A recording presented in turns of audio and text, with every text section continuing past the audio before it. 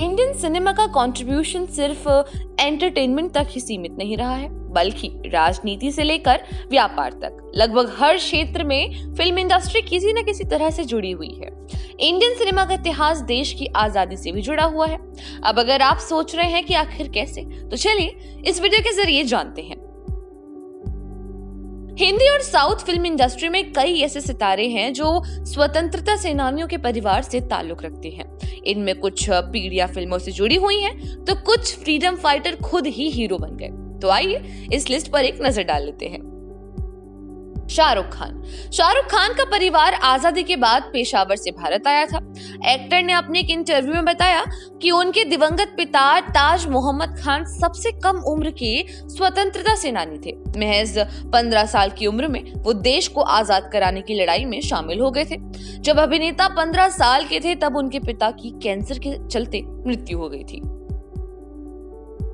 Kamal Haasan south superstar Kamal Haasan के पिता D Srinivas भी एक फ्रीडम फाइटर थे। कमल हासन पिछले कई दिनों से अपनी आने वाली फिल्म कल्कि 2898 AD को लेकर चर्चा में बने हुए हैं। इस फिल्म में कमल हासन बहुत समय के बाद विलन का किरदार निभाते नजर आएंगे।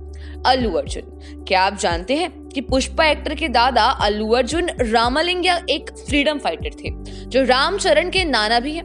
यानी ये दोनों साउथ स्टार स्वतंत्रता सेनानी के परिवार से ताल्लुक रखते हैं। अल्लू रामलिंगा को तेलुगु फिल्म इंडस्ट्री में जाने माने एक्टर, कॉमेडियन और साथ ही प्रोड्यूसर के तौर पर जाना जाता है। RRR के प्रमोशन के दौरान रामचरण ने इस बात का खुलासा किया था कि उनके नाना जी एक स्वतंत्रता सेनानी थे और आजादी की लड़ाई में उन्हें जेल भी जाना पड़ा था। आमिर खान मौलाना अबुल कलाम आजाद के वंशज हैं, जो आजाद भारत के पहले शिक्षा मंत्री भी थे। मौलाना अबुल कलाम आजाद आमिर खान के परदादा थे। आमिर की दादी मौलाना आजाद की भतीजी थी। A.K. हंगल, अवतार किशन, जो हिंदी फिल्म इंडस्ट्री में A.K. हंगल के नाम से जाने गए, खुद एक स्वतंत्रता सेनानी थे। आजादी से पहले A.K. हंगल पेशावर में रहते थे, जहां कम उम्र में ही वो देश को आजाद कराने की जंग में शामिल हो गए थे। उन्हें इस लड़ाई में 3 साल जेल भी काटनी पड़ी थी। पिता की रिटायरमेंट के बाद A.K. हंगल का परिवार भारत आ गया और यहाँ उन्होंने हिंदी फिल्म इंडस्ट्री में किस्मत आजमाई और 52 साल की उम्र में उन्होंने फिल्म तीसरी कसम के साथ डेब्यू किया।